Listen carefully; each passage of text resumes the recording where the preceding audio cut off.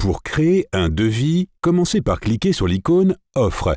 Le logiciel reprend le titre du dossier du projet, on peut changer le nom du fichier, puis cliquer sur « Suivant ». L'offre est créée dans notre structure de classement et le logiciel charge l'écran de saisie du produit. On voit dans cet écran, en haut à gauche, les touches « Enregistrer »,« Couper »,« Copier »,« Coller » ou « Effacer » une ligne quelconque de la liste des contenus. On trouve à côté de ces touches l'icône qui permet d'insérer l'équipement souhaité. Comme on va pouvoir le voir par la suite, il y a des icônes qui ont un petit triangle blanc dans le coin inférieur droit. Si on appuie sur ce triangle, un menu déroulant avec différentes fonctions pour cette commande s'affiche.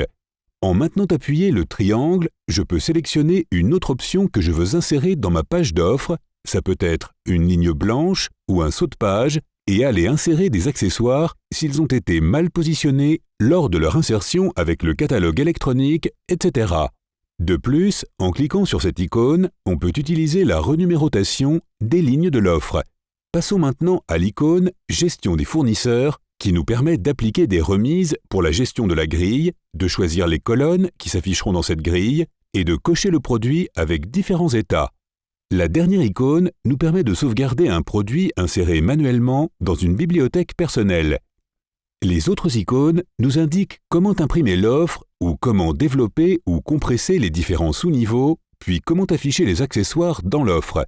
Maintenant que nous avons couvert les éléments fondamentaux des icônes, on va commencer le processus de création de devis avec quelques exemples.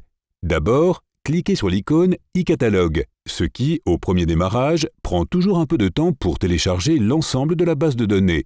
À l'intérieur du e-catalogue, on voit qu'on a accès à toutes les bibliothèques que notre société a été autorisée à utiliser, après avoir demandé les autorisations de téléchargement en ligne.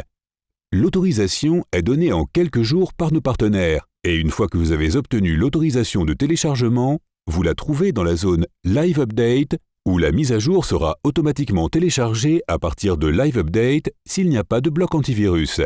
En haut, par exemple, on sélectionne le premier consultant « Bibliothèque de démonstration », on peut choisir la langue, les langues disponibles dépendent de la bibliothèque elle-même.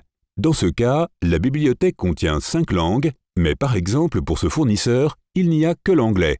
Dans cette barre de recherche, on peut rechercher une bibliothèque en tapant son nom et toutes celles qui ont ce nom apparaîtront. Dans la partie centrale, on peut par contre rechercher un produit, donc dans le tableau de recherche, on tape le nom d'un produit, le code ou le type. Par conséquent, le système recherchera le four à gaz s'il est présent dans cette bibliothèque, car on a demandé une recherche actuelle qui signifie qu'on cherche dans la bibliothèque en cours. En appuyant sur l'icône suivante, on peut effectuer une recherche dans toutes les bibliothèques.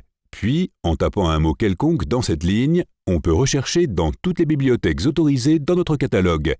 Dans la partie centrale, on voit la structure des fichiers de tous les niveaux et sous-niveaux liés à cette bibliothèque. Ainsi, par exemple, pour la cuisine horizontale, il existe différentes gammes d'appareils modulaires de 700 mm ou 900 mm de profondeur. En faisant défiler vers le bas jusqu'à drop-in, ce sont les formes qui peuvent être encastrées dans un plan de travail et qu'on peut travailler avec la commande CAD drop-in. Ces objets ne peuvent pas être prévisualisés dans l'offre, mais lorsqu'ils sont synchronisés avec la plateforme CAD, ils peuvent s'avérer être un outil très utile. On insère par exemple un matériel standard de 900 mm et on sélectionne gazinière sur four. Il y a différents matériels à ce niveau, avec une brève description, un code, un prix, des dimensions et toutes les informations connexes. Dans la partie centrale, on trouve les accessoires disponibles pour cet équipement. Et si on en sélectionne un avec le bouton droit, on peut le remplacer par autre chose, ici des roulettes à la place des pieds. Pour ajouter l'accessoire, utilisez « plus » ou double-cliquez sur l'accessoire. Puisque pour cet équipement, l'accessoire est déjà inséré, il n'est pas nécessaire d'en insérer un autre.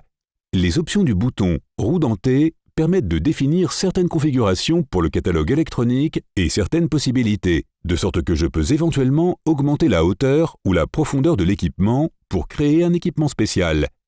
Le bouton « Rapport de bug » permet de signaler une erreur de programme à notre service d'assistance, qui peut être liée au prix, à DWG, à la description ou à toute autre chose.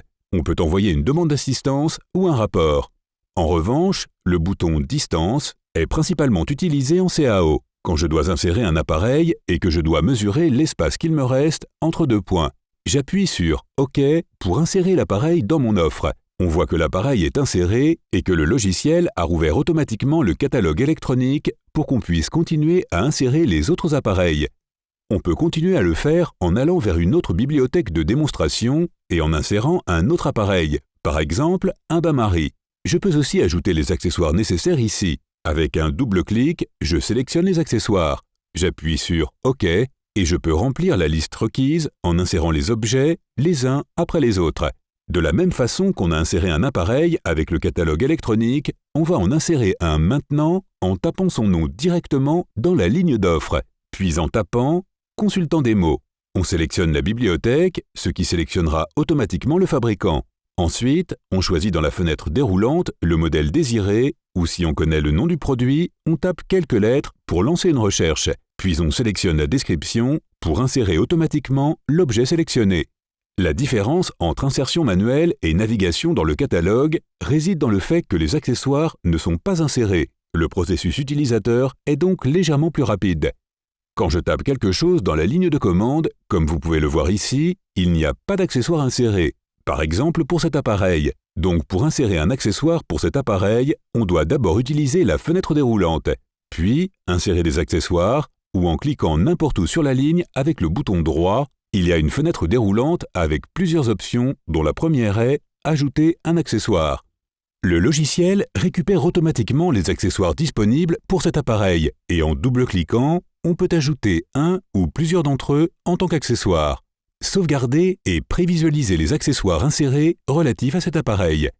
Voyons maintenant un aperçu rapide des propriétés et des options qu'on peut sélectionner. En sélectionnant un équipement, on voit en bas plusieurs onglets qui se rapportent à l'équipement lui-même. Le premier, Données du produit, contient les détails du produit. Normal, suggéré, autre ou optionnel, spécial ou autre spécial. La description autre ou autre spécial signifie que l'équipement est une solution de remplacement par rapport à l'équipement qui le précède dans la liste. Donc, il sera toujours affiché dans le total de l'offre finale. Si je devais modifier cet équipement, on voit que le total de l'offre diminue. Mais si je reviens où j'étais, il s'ajoute au total de notre offre. On peut aussi décider d'inclure dans l'offre un matériel existant, parce qu'il appartient à notre client, ou on peut décider de ne pas imprimer ce matériel que nous avons inclus. Dans le deuxième onglet « Autres données », on a les données relatives au fabricant, au code fournisseur et au modèle contenant les mêmes informations que celles indiquées précédemment. Ouvrir le catalogue électronique. On y trouve les informations relatives aux données générales, autres données, raccordements, pièces jointes. On y trouve les données relatives aux produits avec les descriptions courtes et longues, avec les données relatives à l'emballage comme les dimensions et le poids. Les raccordements relatifs à l'équipement avec toutes les données et informations.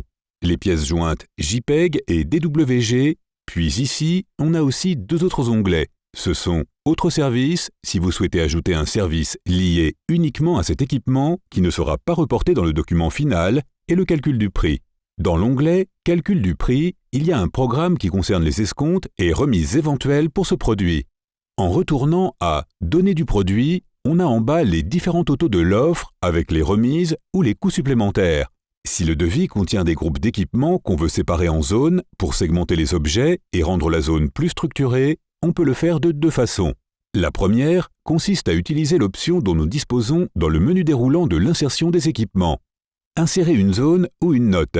Vous pouvez utiliser la commande de ce menu ou appuyer sur le bouton droit de la ligne. La zone sera toujours insérée dans l'espace au-dessus de la ligne sélectionnée.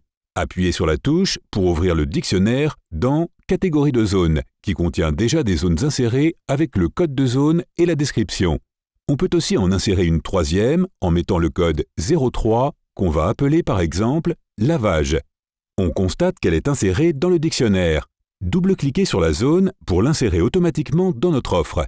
La zone est maintenant identifiée par un drapeau et ne comporte que le numéro de description de la zone, et les totaux de la zone pour tous les produits insérés sont listés.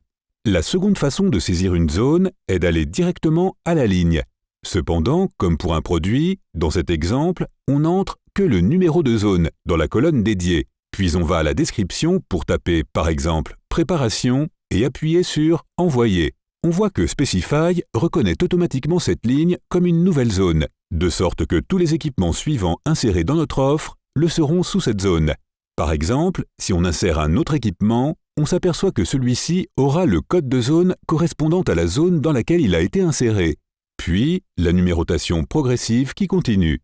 On voit aussi que dans la ligne de la zone, les totaux de cette zone s'affichent. On peut modifier le lien de parenté de l'équipement, c'est-à-dire transformer un équipement qui est inséré comme équipement parent en un accessoire. Insérons par exemple un plan de travail de cette manière et ajoutons ensuite un évier. On voit que l'équipement a été inséré à la fois avec le symbole de l'équipement parent, le petit carré bleu.